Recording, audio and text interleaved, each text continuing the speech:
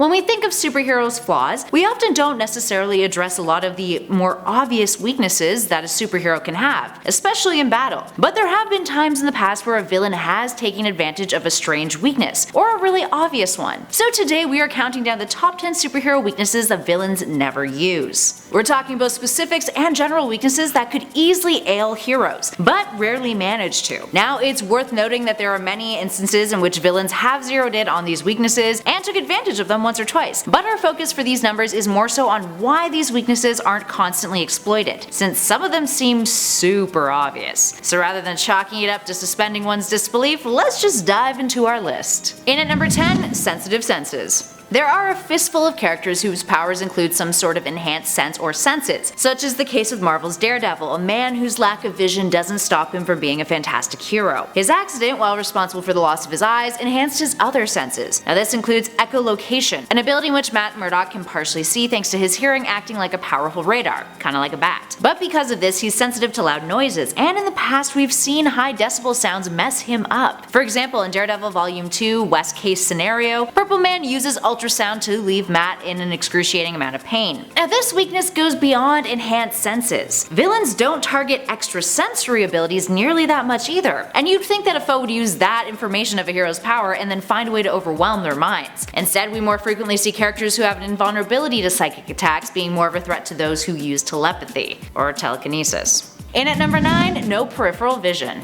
This one kinda seems like a given, but I personally cannot think of a single comic in which I've seen this go down. Also, feel free to comment in those comments below and inform me. So, have you seen some of the cowls and helmets on these heroes? It's like wearing horse blinders on your head. The lack of peripheral vision should be a major issue in the superhero community, but we never really see or hear about it, do we? It would be easy to sneak up on some heroes and, being in their blind spot, attack them. Now obviously that wouldn't happen with a hero like Batman, who's just like prepared for everything and can probably see out of the back of his head, but that being said, not everyone is Batman. It's also surprising that more heroes don't suffer from tunnel vision either.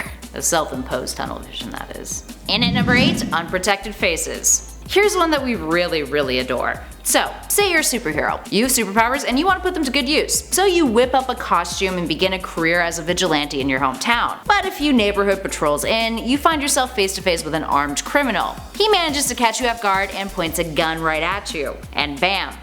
Shoots you right in the face, specifically where your mouth is, because like many other superheroes, you wear a cowl or a helmet that covers the top of your head and your eyes and the sides, but is lacking in the lower half of your face, leaving that area exposed. Now imagine if someone got close enough to Batman and stuck a gun right into his jaw and shot him point blank. Bruce Wayne can survive a lot, but a bullet to the brain, still pretty questionable. Although I feel like he would somehow be so prepared that he would know that was gonna happen, so maybe Bruce Wayne isn't the best example to use there. In at 7, open spaces. Imagine this. You're Peter Parker. You're chasing after a villain who's committed a slew of crimes and put innocent lives in danger. While tracking them down, your investigation takes you to a big, wide open area, like a rural field or some other vacant land with relatively flat ground. And that is when you get jumped. But guess what? There's nothing to shoot off your webs and swing around from. Sure, you can jump and be acrobatic and whatnot, but if there's one thing that Marvel's PS4 Spider-Man video game has taught us, it's that Spidey dominates when he's up in the air. And it is much easier to get hurt or shot at when you're on the ground. Open areas also provide a lack of cover, which may not help out other heroes who lack the invulnerability that others have in their skill set. All in all, city's good. Big open desert spaces, probably very bad.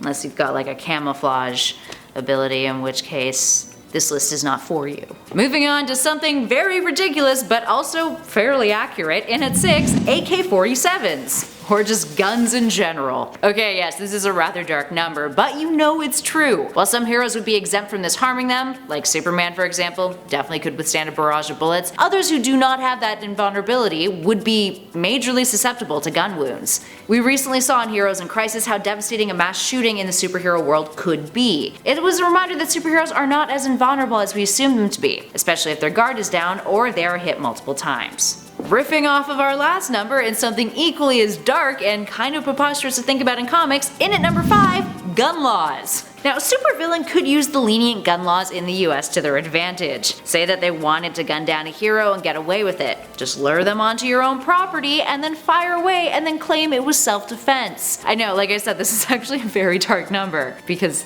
it happens in real life, but not with heroes, with regular people. Now, we wouldn't be surprised to see something like that legally work out in favor of our hypothetical villain here. Although, that is kind of just strictly the US. That smug trick would not work in Canada, or a lot of other countries in the world. In at number 4, time management. Superheroes have lives too, you guys, and if there is one thing we've learned from Buffy the Vampire Slayer, it's hard to strive for a life of normalcy when you've got to kick evil's butt. Often heroes are forced to choose between regular life stuff and saving lives, the latter being a quite demanding responsibility. I mean, Superman even quit once upon a time because of this, and I mean, he almost immediately returned to being a hero when he realized that Metropolis was kinda screwed without him, but still, if a villain really wanted to grind a hero down and had the patience to do so, they could learn about their hero's schedule, figure out their secret identity of course, and then plan a series of attacks at times that would be really inconvenient for their foe. Just hack their iCloud and take a look at their calendar. And then wait for their life to gradually fall apart and affect their superheroing. Wait till they're already vulnerable and then strike when they're most stressed, distracted, and foggy-minded. It's a little manipulative, sure, but I mean, as far as some villains are concerned, whatever gets the job done, right? Moving on to number 3, low confidence. Captain Britain, Gladiator, and Zatanna all share this weakness. Low confidence, especially in the superhero community, is one that can really punch you in the gut and lead to dire consequences. Generally, when this is a weakness of a superhero's, the more confidence they have, the better they are in combat. And then the opposite, the less confidence they have, the worse they are in combat. While some villains have taken advantage of this over the years, you would think that demoralizing and humiliating superheroes would be way more of a trend in the criminal community, since it's proven so effective on some other heroes. Just saying. I mean, I feel like that's a low though. Just go around on the superhero social media accounts and bully them online as some anonymous troll. Just make them feel terrible about themselves, and then they get out there and they're like, everyone hates me, and then they get beaten up by a villain. It's a hard life for a hero. You gotta have tough skin. Moving on to number 2, identity reveal. Now you'd think with the number of villains who have discovered superheroes' identities over the years, there would be a lot more whistleblowing in comics. Case in point, the Joker. When he knew Batman's true identity to be Bruce Wayne, he covered for the Caped Crusader and didn't tell anyone. Partially because, you know, he was obsessed with him and wanted to get him himself, but, you know, he's a fun individual. Quite literally. Now this is partially because the Joker is insane and utterly obsessed with Batman, therefore does not want anyone else to finish him off. But what excuses do other villains have? Revealing a superhero's identity or trying to rip off their masks in battle to expose them to the public would have a drastic effect on the character. It would ruin their private life, put them and all of their loved ones at risk constantly, and make it next to impossible to retain any sort of normalcy in their lives. A revealed identity though has helped some heroes rather than hindered them in the past. The likes of Ozymandias, for example, who used his fame to build an empire, or the Great Machine in Brian K. Vaughan's Ex Machina, who revealed his own identity to benefit his turn to politics. But generally we think it may hinder more than help in many cases, so it's surprising that more villains don't use it as a calming tactic to get what they want, although there are quite a few who have done that in the past. And last but not least, in at number 1, wardrobe malfunction. And no, we are not talking the likes of Janet Jackson and Justin Timberlake, friends, and that is a bit of an aged reference, so if you know it just makes me feel old.